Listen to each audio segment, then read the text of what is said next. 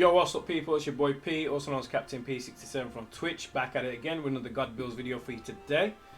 Just to do a quick recap, we've covered the lance, we've covered the sword and shield, we've covered the charge blade, we've covered the heavy bow gun, we have covered the insect glaive. Just a quick plug-in really, I dropped the insect glaive yesterday, it's almost on 300 views plus already, so it's absolutely insane.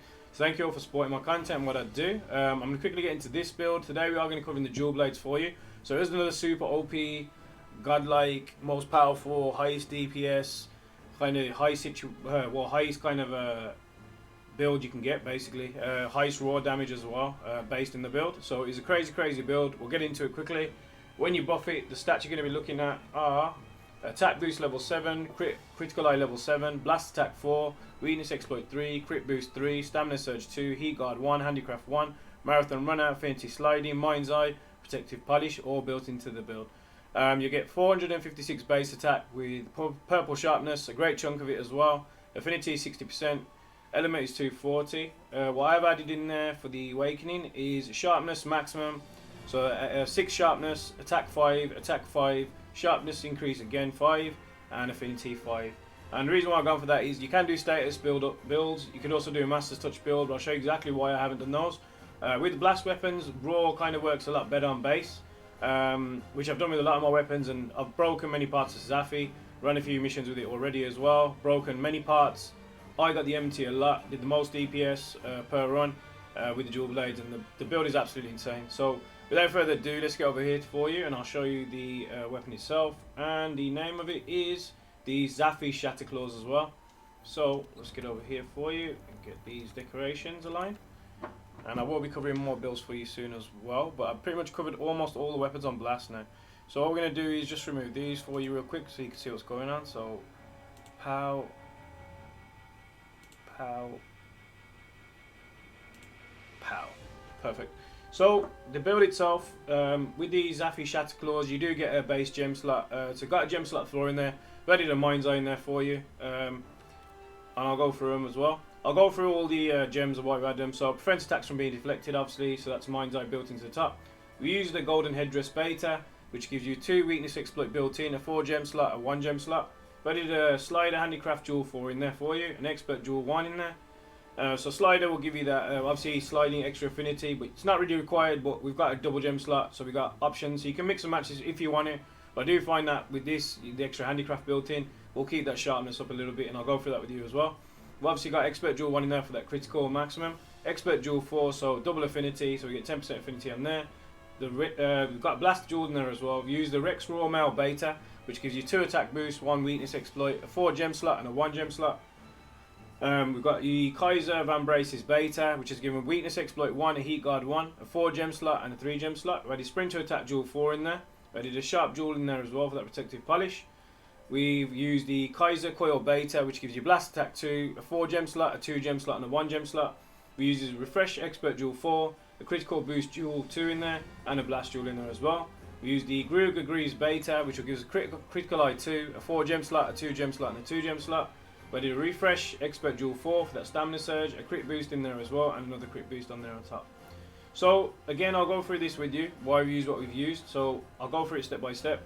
But I do find that with the blast weapons, it is better to go for main base. You couldn't do a Teostra's technique in here if you wanted to, but with the sharpening we've got massive chunk of white sharpness, purple sharpness on top. So you can replace that attack with a master's touch in there if you want to. But with dual blades, a lot of the blades are, there's not enough base raw damage, so I've added the extra attack in there. And I definitely find this build is definitely viable, a lot of damage, very strong. You're not really going to be losing any sharpness anyway.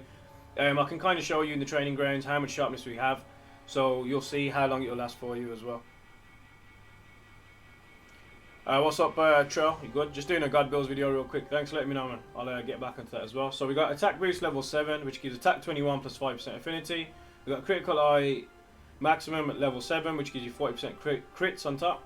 Blast attack, blast build up 30% plus 10% bonus on top. Weakness exploit, attacks that hit weak spots have 30% increased affinity with an extra 20% on wounded parts, which will give you 100% crits because we do have a base of 60% already.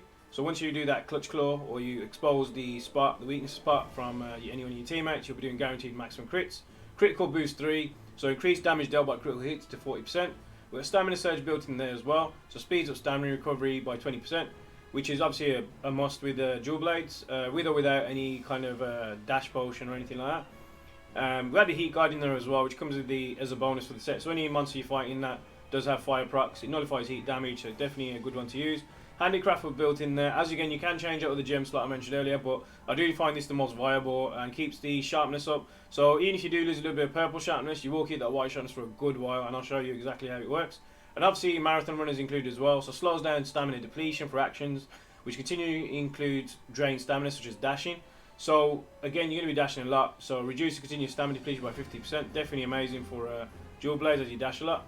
Again, this fin tier sliding which I mentioned, so increases affinity. So if you add that to your base affinity, so even if you haven't exposed the spot on a monster for example, and you do a slide, you're pretty much almost guaranteed 100% crits anyway. So this plus the 60% base is absolutely insane, with or without obviously exposing the monster for any weakness set spots.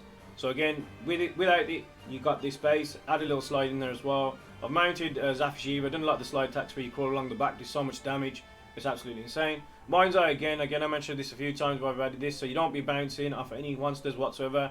So again, your Runen Gigantes, your Golrathians, your any tough show monsters, obviously Safi Jiiva even, and these are the kind of optimal builds you want to be running for doing farming. I've used this quite a lot on yesterday's stream, a lot of parts broken. Again, you can watch that back if you want to, just check it for more proof, but the proof's in the pudding, and I do kind of implement all my streams using these builds to show what it can do exactly as well.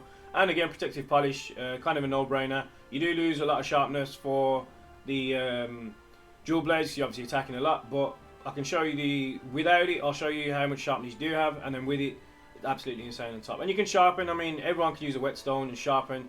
Even speedrunners, you know, they're sharpening between a fight. When you knock a monster over or the boulders are dropping down while the animation's still there, you can sharpen this a quick whetstone, get your sharpness back up, get that protective polish back on, and you're good to go. Again, ignore these for now. These are mantle based, which I will be changing quickly just to show you. And we use attack charm 4 as well. So we use maximum attack charm.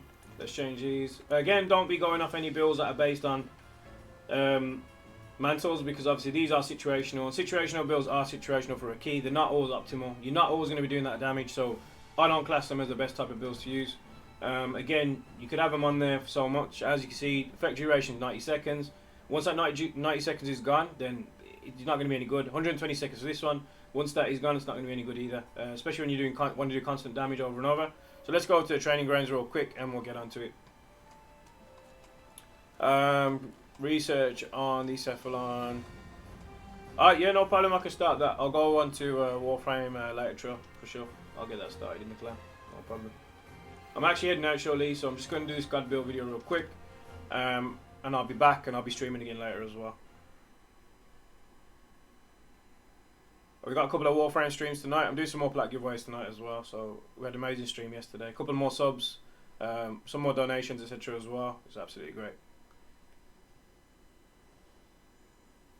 Alright, so I'm going to just change this over. We normally go to the other training grounds real quick, but I just want to show you the kind of sharpness of the build itself, and just to keep to my word and show you how much sharpness you actually do have. It's pretty ridiculous. I won't use protective polish off the get-go. Won't use any kind of dash potions or anything. We won't use any procs or any buffs. We've got the whetstone there if needed, so won't use dash shoes or anything. But if you look at the purple sharpness we have right now, so say for example, you've seen the numbers, 86, 86, 30, 51, 56, 61, 102. These are all crits, pretty much. We've only literally just started using lose a bit of purple sharpness now. But again, let's say we take off this, we're on almost 50% purple sharpness right now. I said almost, and now we've just got to 20, well 50%. So again, 46, 56, 56, 41, 41, 46, 56, 56, 56, 56. These are all crits pretty much. So 90% of the time it will be critting. Again, 41, 51, 56. Still got purple sharpness. It still hasn't gone down. Now we've only just got to purple sharpness. So this white sharpness is going to be absolutely ridiculous to get rid of. again, you would be using protective polish at the start of the fight as well, so add an additional minute on top of that without losing any sharpness. Numbers are there, and again, you can go for a master's touch if you want infinite sharpness pretty much on every crit, but why lose that DPS? Why lose that extra DPS? And that's what I mean about optimizing your builds. You don't want to be copying what everyone else is doing, and the so-called metas are there to, with metas as well, they always have 4 attack, most of them. 90% of the meta builds I've seen have 4 attack. This actually has maximum attack every time, maximum attack, max crits, max everything. So you're not sacrificing that constant DPS to say get the meta build where you get infinite sharpness, but you have got an opportunity to sharpen. It doesn't matter what, even if you speedrun or not, there will be at least one chance to sharpen if you're very optimal at doing your runs. I've done many speed runs, even with the lance, 6 minutes, say 43 on basil geese, seething basil geese in the arena. It's uploaded to my YouTube channel. Again, we're still on white sharpness. I haven't even used protective polish yet. I'm still talking through the build itself, but a lot of my builds I will run streams with them, so you can obviously modify these as much as you want. So again, there won't be like one build that covers all. Modify the builds how you play. Everyone plays different. So there are some speedrunners out there that want to change the few gems out there. 100% makes sense to make more kind of speedrun efficiency, but there are players who just want casual builds. But these god builds cover everything, so they don't just cover one thing. It actually absolutely covers everything for you. So I cover like maximum offense, maximum defense, you know, evasion included, you know, everything you need for the build. So every weapon is meticulously built specifically so it does maximum damage. So I won't just use one build for everything and stick with that. I do go over every single build itself, and specifically why I've added it. I talk you through it. I do streams just to show what the builds are like and why I've used them, and it's different telling people this is the best build in the world, but then right now, after all this talking, we've just got to blue sharpness. We have just got to blue sharpness right now. But again, imagine if I use protective polish. All that talking, pretty much what constant hits, and we've only just got to purple sharpness. I mean, we just got to blue sharpness now, and you're still going to be doing a lot of damage even at blue. So again, it's just absolutely ridiculous. You could have gone for a master's touch build, like I said, but then you're sacrificing this base extra attack. Why sacrifice that extra base attack for a master's touch when it's not really required? You know, most monsters, when you do get into a certain situation, they might just run off if you're in a big quest. If you're in arena, again, you do the dragon out, you got time to sharpen, you drop the boulders on, you got a quick time for a whetstone real quick, you know, and then you keep your damage up, and obviously protective polish. Look at the damage you'll be doing each time. So again, these builds are very optimal, a lot of damage. You can see the numbers speak for themselves, numbers don't lie. So obviously, you can see all the crits I'm doing every single time. Absolutely insane. And blast builds do kind of benefit from a lot of raw attack because of obviously the way they're built. They're built on status, not off elements. But again, if you're using the build, again, you get attack boost level 7, crit eye level 7, blast attack 4, weakness exploit, fitness boost 3, weakness exploit 3, crit boost 3, stamina surge, heat guard, handicraft, marathon run, affinity sliding, mind's eye, protective polish. And again, you can change any gem slot to suit your own playstyle, but you get a base attack of 4, 5, 6. Sharpness is purple, great chunk of purple, if that. As well as that handicraft to make it last a bit longer. Affinity is 60%, blast is 240. And again, I haven't used any buffs, anything whatsoever on top. I've just used my base, so it is just a base. No might seeds used, no dash potions, nothing. And you can see for yourself how OP the build is. But if you want anything else covered, let me know. This is obviously another god build video for you. The dual blades, I will be covering the rest of the weapons. Switch axe is coming very soon. The bow is coming very soon. I already have a gun lance build which I did like a week ago. Is coming to be shown as well. But that's a different variation of a build, so we'll go through that for you as well. But if you want anything covered, let me know. I do stream on Twitch every day. 11 hours of streaming every day. So I'll be covering anything for you.